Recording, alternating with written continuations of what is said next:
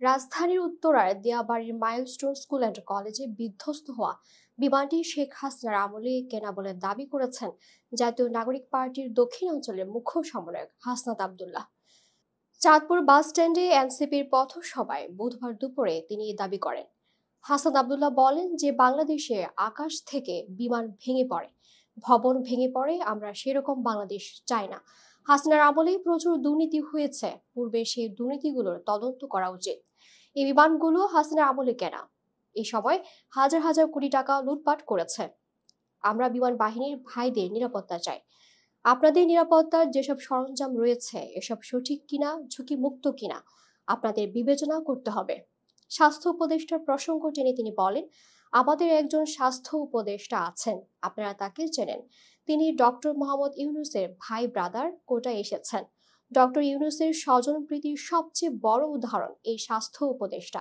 সবসময় বলে আসছি, এই স্বাস্থ্য উপদেষ্টার কোনো প্রয়োজন নেই। আপনারা ওনার কোনো অ্যাক্টিভিটি দেখেছেন? তিনি যে বেতন নেন তা হারাম হবে। তিনি সরকারি টাকায় যে গাড়িতে চড়েন তা জনগণের সঙ্গে বেইমানি। এই স্বাস্থ্য উপদেষ্টা কোনো কাজের না। তিনি স্বাস্থ্য ব্যবস্থা বুঝেন না, চিকিৎসা বুঝেন না। ওনার একমাত্র যোগ্যতা তিনি গ্রামীণ ব্যাংকে ছিলেন এবং ডক্টর ইউনূসের খুব কাছের মানুষ। এই স্বাস্থ্য উপদেষ্টা নিয়ে আমরা কি করব? তিনি নিজের চিকিৎসার জন্য সিঙ্গাপুর যান। এই স্বাস্থ্য উপদেষ্টাকে যে বেতন ভাতা দেওয়া হয়েছে তা রাষ্ট্রীয় কোষাগারে জমা দিয়ে তার অনতিবিলম্বে পদত্যাগ করা উচিত। পথসভায় এনসিপি নেতা সার্জিস আলম বলেন, জুলাই শহীদদের মা যারা আছেন কান্না করতে করতে তাদের চোখের পানি শুকিয়ে গিয়েছে। নতুন আরেক জুলাই এসেছে, কিন্তু কোনো দৃশ্যমান বিচার লক্ষ্য করা যায়নি। জুলাই ঘটনার জন্য দায়ী খুনি হাসিনা সহ জড়িত সবার বিচার করতে হবে।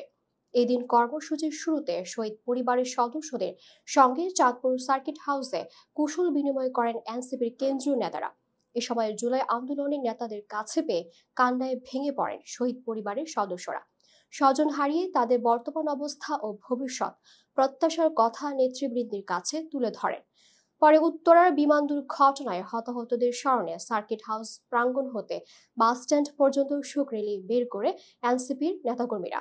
সে র্যালি আসে এনসিপির পদযাত্রা পর্যন্ত।